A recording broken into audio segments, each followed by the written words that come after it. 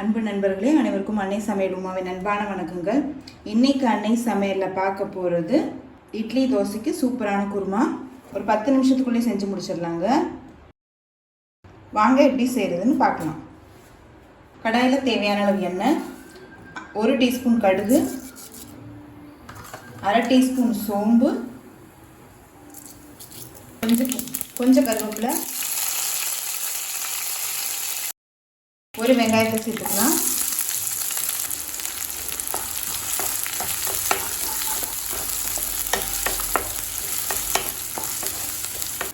ஒரு டீஸ்பூன் இஞ்சி பூண்டு விழுது,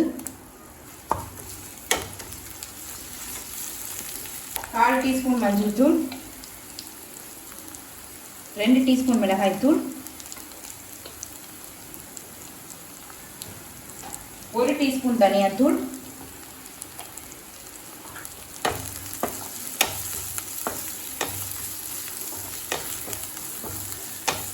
2 தக்காளி, தேவையான அளவு உப்பு.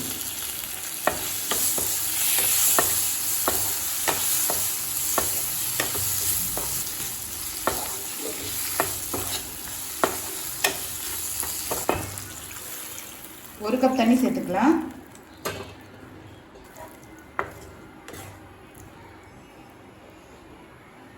இப்போ இதெல்லாத்தையும் அரைச்சிக்கலாம். ஒரு பிரியாணி இலை, 1/2 மூடி தேங்காய் துருவல், 3 பச்சை மிளகாய், 2 பட்டை, 2 கிராம்பு, 2 ஏலக்காய், 1/2 டீஸ்பூன் சோம்பு, 1 டீஸ்பூன் பொட்டுக்கடலை. இப்போ அது எல்லாத்தையும் மிக்சியில் நைஸாக அரைச்சிக்கலாங்க. அரைச்சி வச்சுருக்கு நம்ம விழுதை இது கூடவே சேர்த்துக்கலாம்.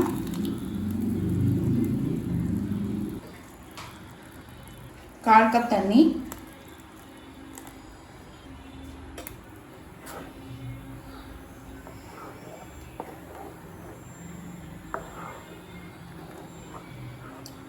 மசாலா சேர்த்துட்டு ஒரு 5 நிமிஷம் நல்லா கொதிக்கட்டுங்க. எண்ணெய் பிரிஞ்சு வரும், அது வரைக்கும் வெயிட் பண்ணலாம்.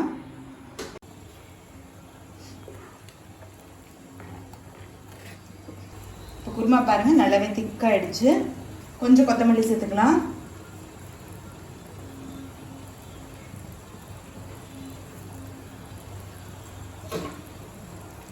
இப்போ குருமா ரெடி ஆகிடுச்சுங்க. சர்வ் பண்ணிடலாம்.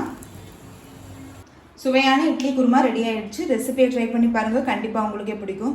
ரெசிபி பிடிச்சிருந்ததுன்னா வீடியோவை லைக் பண்ணுங்கள், கமெண்ட் பண்ணுங்கள், ஷேர் பண்ணுங்கள்.